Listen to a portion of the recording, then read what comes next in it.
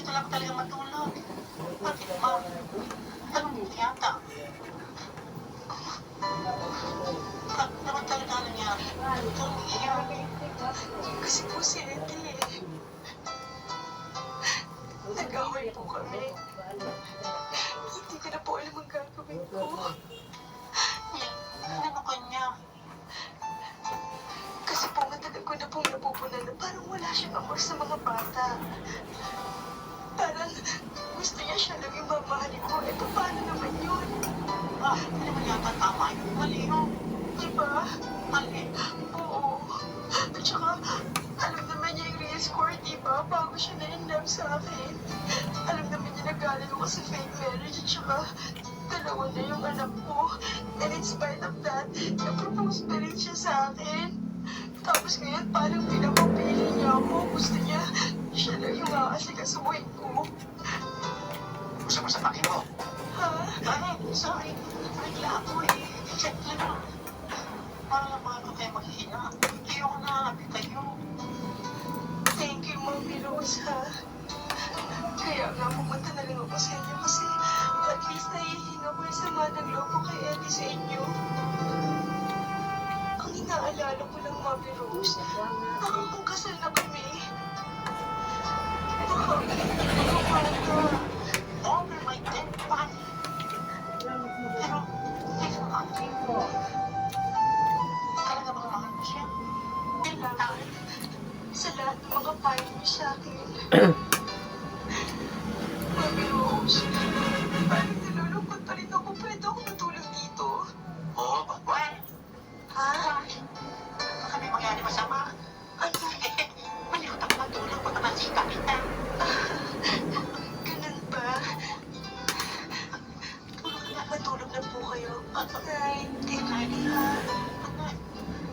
Thank you, bye. Sa mga anak ko tumabi ka.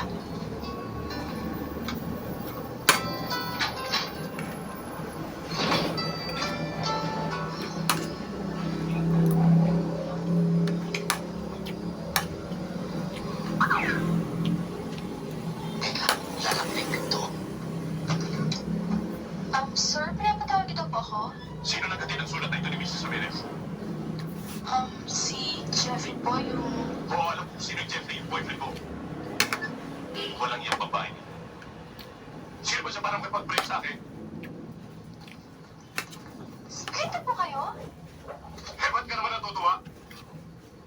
Wala po. Shock lang po ako eh. Sige po, ah.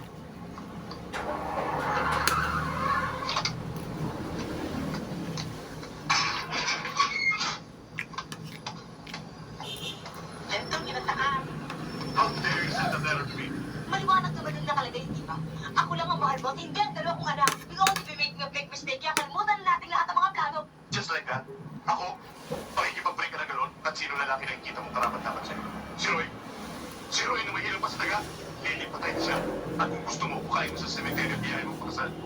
At kung gusto nyo, doon na rin kayo mag-honeymoon. Hoy! Baka may solo na babae yan. Kung ayaw na sa'yo ng babae, huwag mong patulan. Huwag mong pilitin. Huwag ka makailang. Mami Rose! Halika na. Hindi mo naiintindihan. Ayokong sumama sa'yo, kaya huwag mo akong pipilitin. Sayang sa gusto mo. Sasama ka sa akin.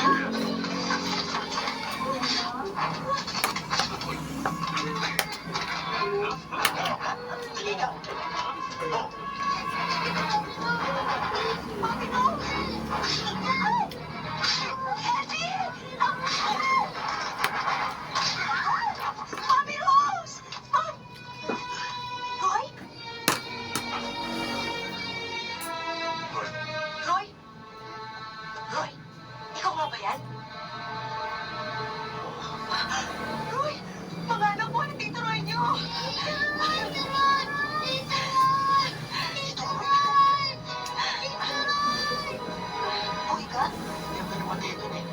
Ang tao. Akala ko patay ka. Paano ka buhay? Ayaw ako. Niloko mo ba niya? Niloko mo ba niya? I'll see you in court. Ikaw patay lang. Roy, buhay ka! Buhay ka, Roy! Paano ako? Sige, may...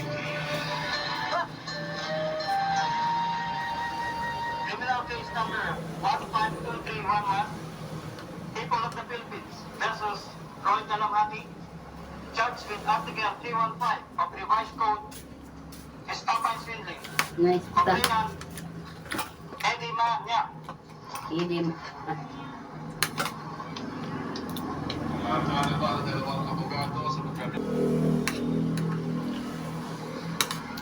Isa po siya sa pinagkakatiwang ahente ng insurance sa aking kumpanya. Iwakalain sa kabila ng kabutihang pinakita mo. Gagawin ang kanyang pangilinan. Sa kabila ng pangyayari sa kumpanya niya, kinukuha ka ng kinakain. Isa po ako makapagsasabi na talagang mabait si Mr. Dalamhati. Lagi niyo po sinasabi at pinapaalala sa amin na huwag kaming gagawa ng masama para lamang kumita ng pera. Napakabait din si Roy. Madali akong kayo nga si Ma'am Roy. Madalas kaming mag-aaway eh. Puro kabutihan pa rin ang ipinamalas niya sa amin. Hindi ko maaatim na may isang taong masisira ang buhay at magturong sa loob ng ilang buwan dahil lamang sa kanyang pag-aawa sa aming mag-ina. Kung may nagawa man siyang bagay na labang sa mata, inulit namin lamang sa kanyang napakagandang kalooban. Sa kanyang pusong mapagbigay, mapagmahal, walang damot, at higit sa lahat minsan na hindi siya umasa ng kapalit.